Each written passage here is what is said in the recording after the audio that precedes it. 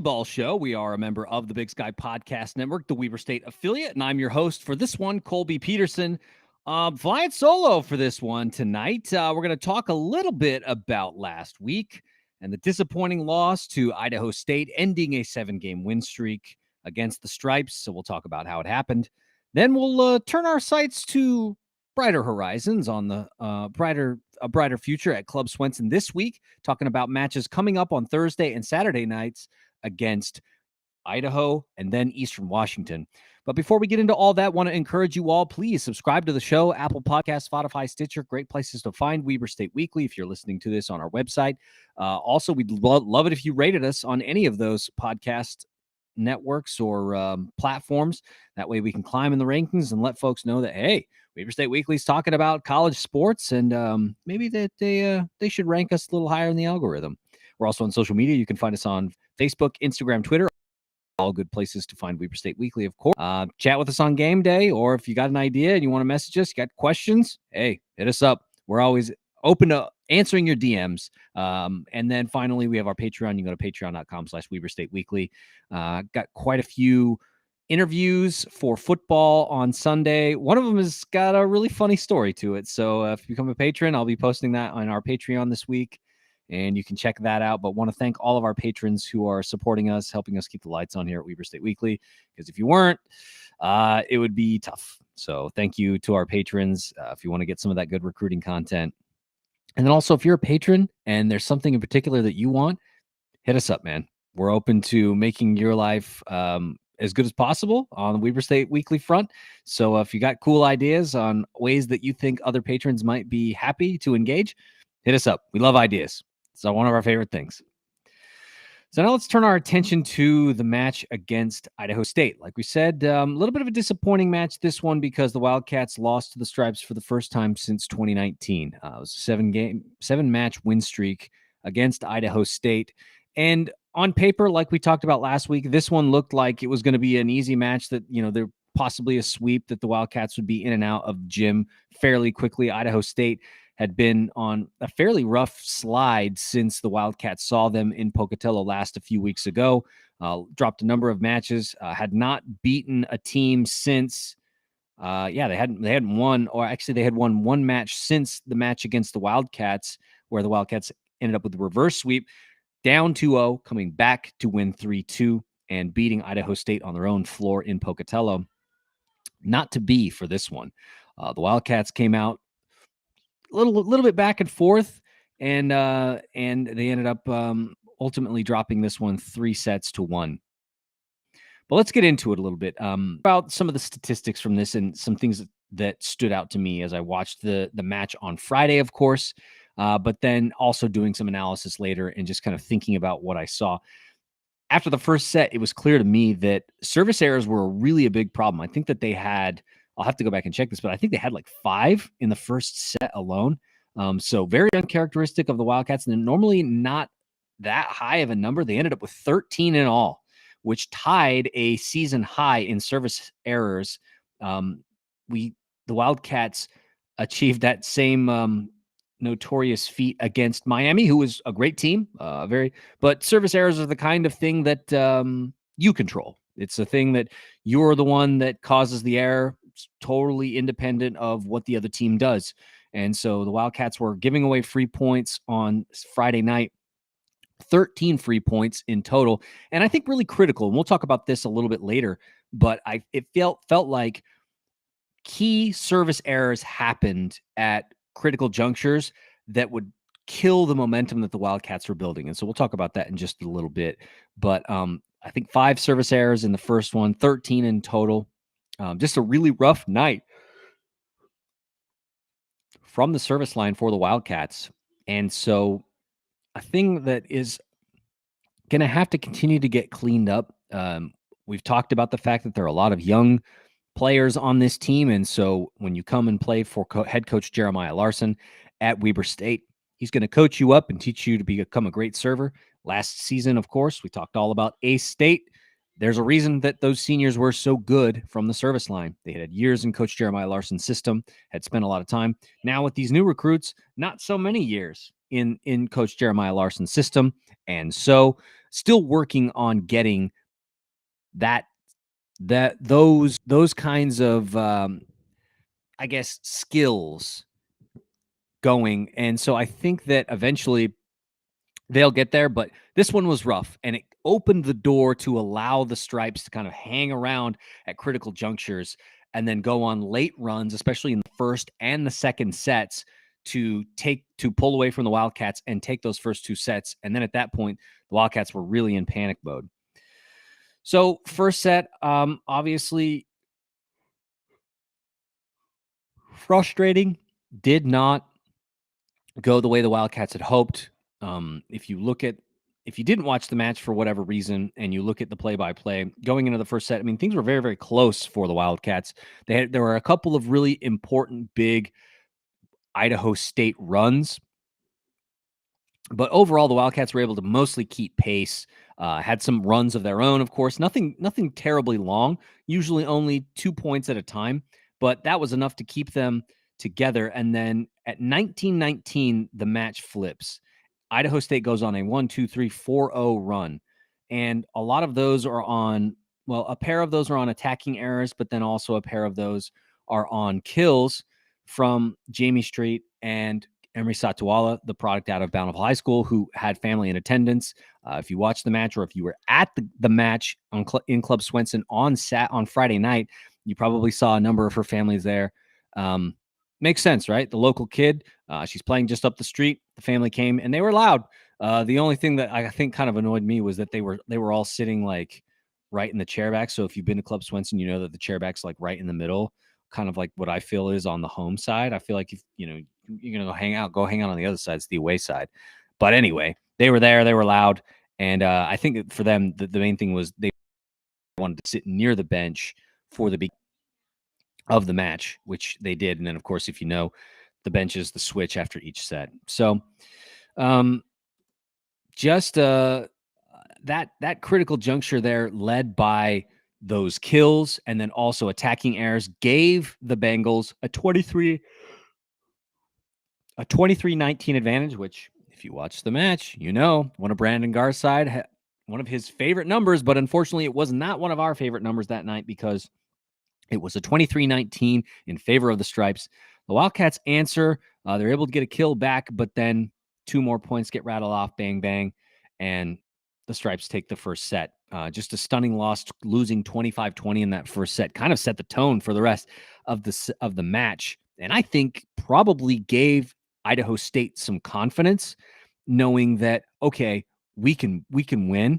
And I think that's the kind of confidence that kind of fueled them throughout, because they had really big moments where they were able to battle back even when they were down a little bit. A thing that I noticed in those first couple of sets is that after they had built up those runs, they didn't necessarily relinquish them. And so once they had them, they had some confidence to say, yeah, we got this and we can close, which I think is uncharacteristic of them normally. And so maybe this is an element of rivalry, right? Because we've talked about how Idaho State, they are the rival, being geographically the closest in the Big Sky to Ogden. And there is a long history there between the two teams. In football, we've talked a lot about how, things have gone relatively well. But in volleyball, it's not necessarily the same thing. There was a time in the late 2010s where Idaho State was a very good team and the Wildcats were on their way up to becoming the conference champions that they have become. And so there was a little bit of rivalry on becoming that team, but Idaho State was already there at that point. And so I would say the rivalry is a little bit more hot on the volleyball side than it is in other sports like basketball or football, especially. But once the Stripes took those first 2 sets, I think it definitely gave them a ton of confidence, because if you look, or if you want to go back, by the way, if you missed this, you can always go back and rewatch these matches on ESPN Plus. They're there. You just search Weber State, and you got to go down a little bit because they'll have some future events for that school. But go down far enough, you'll see them. They're there, and you can rewatch them, and you can fast forward, all that stuff, and you can rewatch all this. But going into the second set, I mean, it was kind of a similar thing to the first set, where Wildcats say, okay, we're going to come out. Things are relatively close. Nobody's really pulling ahead very far. It's 1 or 2 runs. You're scoring a couple points there, a couple points there. Wildcats did have a good 3-0 run to get to go up 3. That made it 15-12. And so things looked like maybe that's where the Wildcats would start to pull away.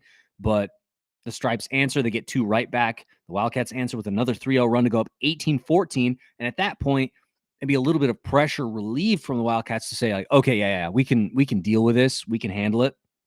Because now they're going to pull away. They're going to even the set. They're going to get back to business as usual, and they're going to handle business the rest of the way. Not to be. Idaho State comes back. They answer with 4 straight points. And some of those are kills on their own side, but also they ended up getting a service ace to cap that 4-0 run off. And so just getting right back in the match. And so then it's neck and neck again. But like we said, late runs were really a key part of this. And that's what we saw. The Wild up getting another service ace, going up 21-19. And when you start getting into that part of the match, every point is critical because now you're starting to run out of runway. Really need to make sure you keep it safe, keep it close so that you can stay within that 1 point margin. Because of course you have to win by 2, and the Wildcats had a little bit of trouble doing that. They were able to get one back, but then Emery Satuala really had a killer instinct in this one. The Stripes gave opportunity because they immediately killed their own momentum by offering a service error. So the Wildcats have a perfect opportunity to tie the match and maybe make a run and close this one out, but it was not to be. The Stripes go on another 2-0 run, and then at that point, it's 24-21. The Wildcats get one back, but it's too late. Emery Satawala with the final kill, 25-22. And at that point, the Wildcats are down 2-0.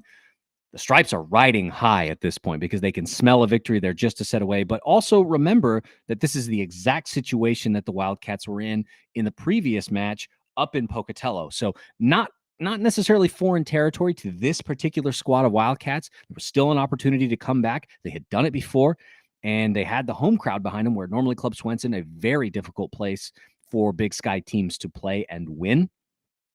But and so the Wildcats, they come back and they say, okay, let's get back in this. And that's exactly what happened. Set 3 was never really in doubt. And I think that we saw the team that we wish we had seen in the first 2 sets, because immediately the Wildcats just come out in set 3 and they set the tone early. They go up big and they go on some really big critical runs. At one point, it's 11-4, right? It's 1-2-3-0 run. Now it's 11-4. And then later in the match, there's another big critical run where they go 1, 2, 3, 4, 5 points in a row to go up 19-9. So at that point, it feels like the match is not, or that set is no longer in doubt. The Wildcats are going to win, barring some sort of crazy collapse, which did not happen. The Wildcats take care of business. And I think that it was at that point that Wildcat fans kind of hoped that, okay, yes, you spotted them 2 sets once again, but this is the team that we expected to see tonight, and they're back. It's going to be fine. So Wildcats end up closing that one out, no problem. They end up winning that one on a 3-0 run, 25-15. It's not close. Lots of kills in that one. The Wildcats end up with probably their best hit percentage of the night in that set. Well, they actually tied the 4th set where they hit 159, but yeah, it's just it was a great little run to kind of hopefully right the ship and get things back. But then the 4th set came, and there was plenty of drama to be had in the 4th set. Some of the notes that I wrote: Wildcats are back to battle in set 4, and we're up 22-21. Right. So, and then after a 3-0 run, but another service error allowed the Stripes back in it. Oh, so they had gotten to that 22-21 point on a 3-0 run. So momentum late in the match, looking like, yes, they could pull this out and then tie the match at that point. And then we're going to 5, and anything can happen. It's brand new. It's a brand new volleyball match at that point, right? But critical service errors once again reared their head. A critical service error gave Idaho State the ball back to serve, which is really weird because Idaho State, not a particularly great serving team. When you look at their service aces, they are I mean, okay, they're 7th in the conference out of 10, so not awesome. Maybe, in that middle range of teams, but not team.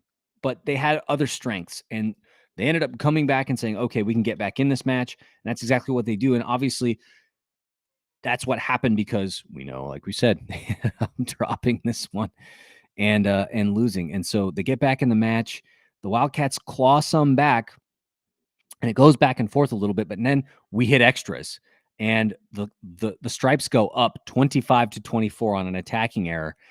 And so then at this point, every single point matters, right? And so there's drama, plenty of drama, and the Wildcats just not able to secure that lead until 29-28.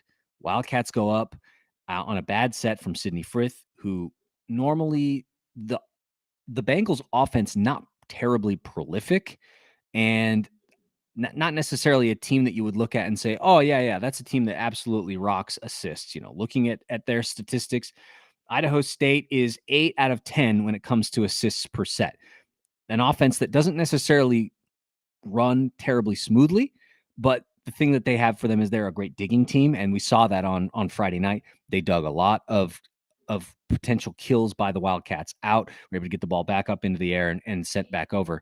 And that's kind of how things went for them. They're able to go up. Like we said, the Wildcats up at that point, and it's like, okay, 29-28. They just need one more, but it wasn't to be. And so a couple more points. Now it's 30-29. Wildcats tie 30-30. But then once again, a critical service error well into extras in the volleyball sense. A critical service error giving the Stripes a 31-30 advantage, and then an attacking error to close it out, losing 32-30. The Wildcats fall 3-1. Disappointing loss. Everybody was, I think, shocked that they could lose coming into this. Idaho State was a 2-7 team in conference play. They had beaten just 2 teams, and that's Idaho, who is a not great team, of course, and they had strangely beaten Northern Colorado early in conference play. But aside from that, they had lost every single match. And so stunning for the Wildcats, I think, to lose with first place on the line. Northern Colorado was on the West Coast doing that West Coast trip, Sacramento State and Portland State. On Saturday night, Northern Colorado would hand Portland State a loss, which would then drop them down. There was an opportunity to tie for first place in the conference with this one, but with the Wildcats dropping the set to the Stripes, now they're going to sit back a little bit with 3 losses instead of just 2 in the conference. And so not a terrible place to be in with this many fresh women playing on the team, but also had, I think, a W that people had probably penciled in. Just a couple of difficult matches remained on the Wildcats schedule, and I don't think that this was one.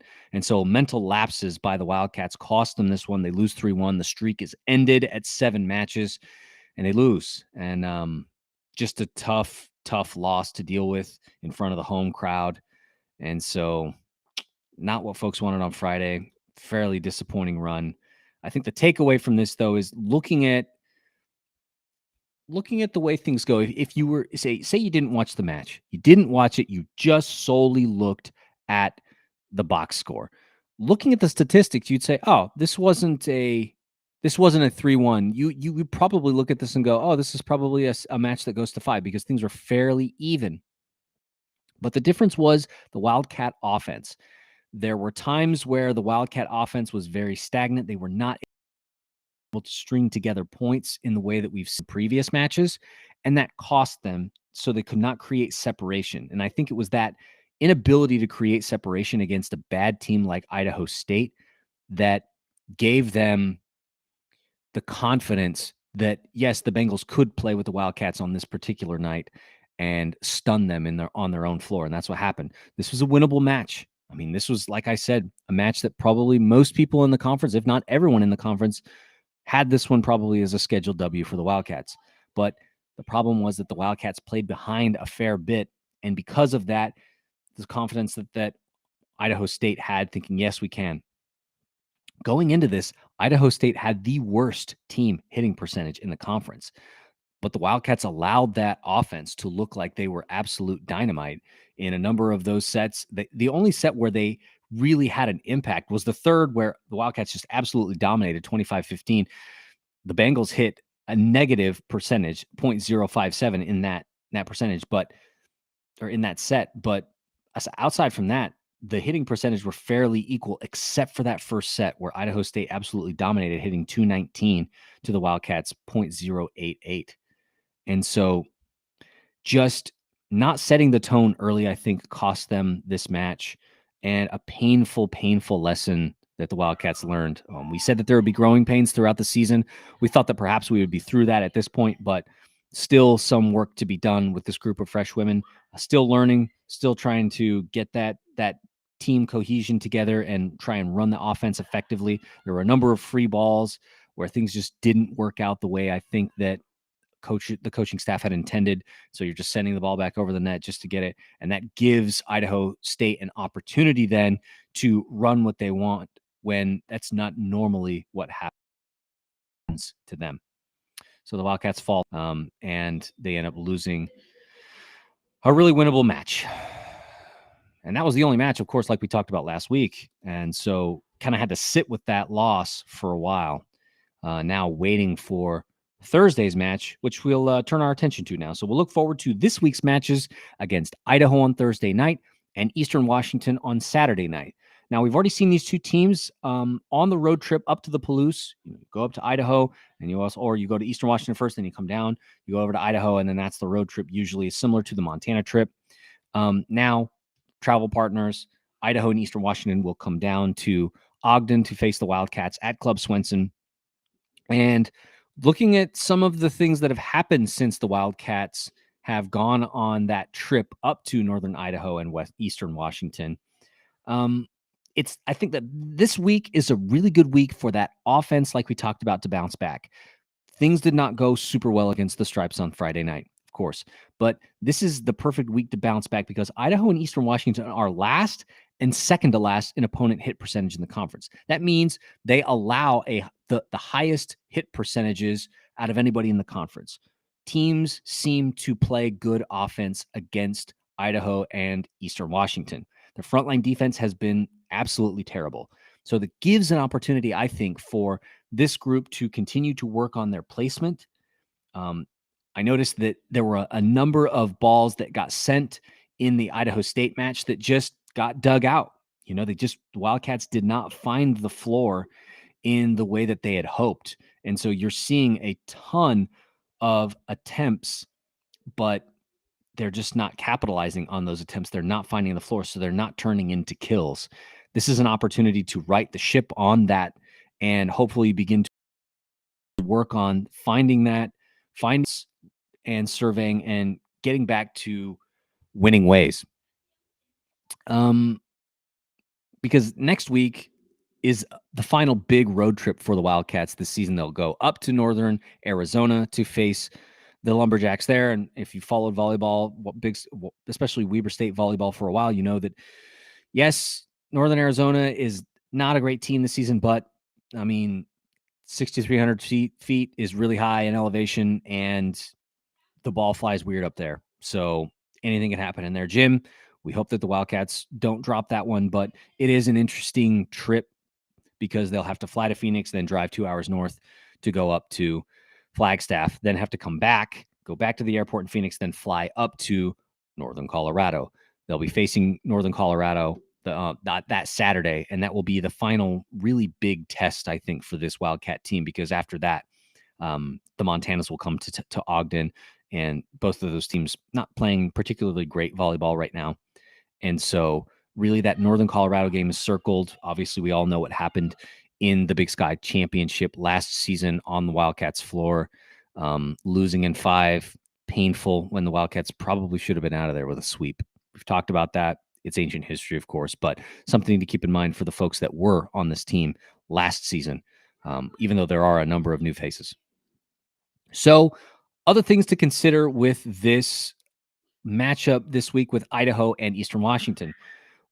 Looking at the Vandals specifically, there's a key strength for the Wildcats that makes a very key weakness for the Vandals: service aces. Now, of course, we haven't seen the ace state that we saw last season. We've talked about how it's new faces working through Coach Jeremiah Larson's system, getting used to serving the Weber State way and making that a strength. It's still a strength as it has been in the past because of the experience that the team had.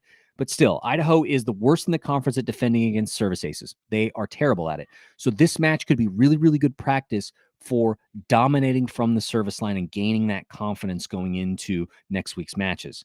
So hopefully it's an opportunity for Wildcats to work on that skill in real game situations, work on their placement and also just, I guess, perfecting that as much as you can in a real game situation. Another thing to point out with the Vandals is that their offense struggles. They are dead last in the conference in kills per set. It's not a thing that they do well. So we've talked about how Weber's defense is pretty good on this show a fair number of times, but performance obviously last week could give us pause because we talked about how Idaho State was a terrible hitting team going into the match on Friday, and they looked absolutely incredible against the Wildcat defense for some reason. You can decide why. We've talked about a number of those already in the previous segment, but the Wildcats need to make sure that they do not allow Idaho to get some confidence early and start to find the floor, because I think that if they do, we could have a repeat of what we saw against the Bengals on Friday night. Not what you want. So now we want to turn, last point here before we turn our attention to Eastern Washington. And this applies to both Eastern Washington and Idaho both. They are second to last and dead last in the conference in digs. So not only are they bad at holding opponents at the net, they're also bad at digging out those balls once they come their way onto that side of the floor. Once again, a good opportunity to find placement, to work on that skill, to polish it up a little bit, increase some of those hit percentages, gain some confidence, because neither of these teams digs terribly well. Digging was absolutely the thing that saved Idaho State's life on Friday night. They dug some absolutely crazy balls that under normal circumstances would have found the floor, but in this case, not. And so an opportunity to right the ship against Idaho and Eastern Washington, find the floor, work on that skill, gain some confidence. Now, finally, we're going to talk a little bit about Eastern Washington. So a thing to watch with them is that they're second in the conference in opponent blocks. So they do a fairly good job of hitting around the defense. We talked about the struggles that the Wildcats had. I mean, they allowed an absolutely insane number of kills, 13 and 13 in the first two sets for Idaho State. Obviously, that third set, Wildcats dominated, so they only allowed 7, and then 21 kills of the 30 points, or 32 points that the Wildcats allowed in the fourth set. 21 of those came on a kill.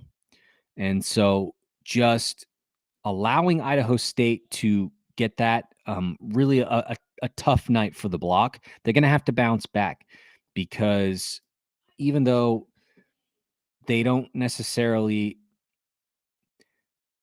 they're going to have to find ways around this Eastern Washington front, which I think is actually a good challenge, because you have a team with very particular weaknesses that line up fairly well with Wildcat strengths, but also you have this good opportunity to challenge yourself and try and find ways to hit around their block, which I think could yield benefits as the rest of the conference schedule plays itself out over the next couple of weeks. There are 3 weeks left basically in the conference schedule at this point. And a challenge like Eastern Washington, who are third in the conference in opponent hit percentage, or opponent blocks, sorry. They find a way to hit the ball around your block. And so I think it's a good opportunity to work on that. The Wildcats are already number 1 in the conference in blocks, so it's good to get back to that. We've talked about how that's a key piece of the offense, finding the floor, sending the ball back immediately, but also an opportunity for the Wildcats to get that going for themselves, because Eastern Washington not terribly good at holding opponents to that. I mean, looking at this, Eastern really, really good, like I said, at hitting around their block, around other teams' blocks. And so we're going to need to work on that, because it is one thing that they do well. Another thing that they do particularly well is they serve fairly well, surprisingly. And one name to watch out for on Saturday night is junior outside hitter Sage Brewstead. She's a really good server. Going to the numbers, I have to go back and check this. She's definitely top 10 in the conference in service aces. She is currently number 3 in the conference in aces per set at 0.41. She's got 37 service aces this season. That is tied for the most in the conference with Parker Webb, who we've already seen twice this season. Parker Webb, a very talented server. So a name to watch out for, Sage Brewstead. But also on top of that, something to watch out for is that the Eagles in general are fifth in, or are third in the conference in service aces as a team. Part of that, I'm sure, is Sage Brewstead is a good server. But in addition, just for context, the Wildcats right now are sitting at number 5 in the conference in service aces. And so we have the folks on our team who are, of course, talented, but nobody is in, well, one name from the Wildcats is in the top 10 right now. Danny Richens at number 10. When you look at as far this season, Danny with 25. But not the prolific serving team that we've seen in the past. And we've already talked about that. That's something that will work itself out as these students spend more time working with the coaching staff. So that is sort of a preview of Idaho and Eastern Washington this week. Key points for the Vandals: service aces, punish them from the service line. Make sure that you are punishing them on the front of the net, and then also finding spots on the floor, because neither of these teams digs particularly well. For Eastern Washington, they're second in the conference in opponent blocks. They have a way of hitting around you. So the block will need to bounce back from a rough performance against Idaho State and get back to blocking ways. Of course, Wildcats still number 1 in the conference in blocks. A couple of points on that, actually, from the game notes that the university sends out.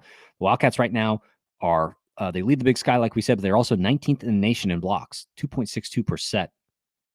And so as a part of that, they're also they lead the Big Sky in opponent hit percentage, holding opponents to the lowest hit percentage. They're also tied for 23rd in the nation there, holding opponents to 165.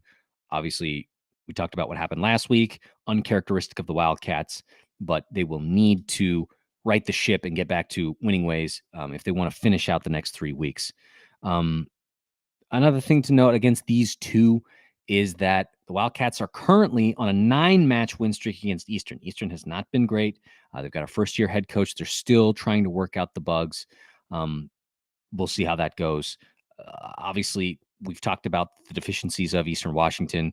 They handled them fairly easily last went on the trip up to Eastern Washington, Cheney, and then, of course, later on in the Palouse. I mean, that was, I don't think, once again, that was a match that no one expected the Wildcats to lose on the road. A sweep in their gym. I was honestly surprised that the Wildcats dropped a set to Idaho in their gym on October 8th. It is what it is. But the Wildcats are on a 3-match win streak against Idaho. So even though the Wildcats have had some struggles, they have won 7 of their last 9 matches. That means they've only lost to Portland State, like we talked about when they came to Ogden just a couple of weeks ago and beat the Wildcats, and now Idaho State, which was an uncharacteristic loss. Still a great season so far for a young team. And speaking of that young team, Brielle Rickert right now leading the Big Sky Conference in hit percentage at 373. That middle position is critical to what the Wildcats do. And Brielle Rickert, who was a high school All-American, really having a lot of opportunity to play there and making the most of it. So we'll see if they can right the ship and make the offense run a little bit smoother from the front. But shout out to Brielle Rickert for leading the conference right now.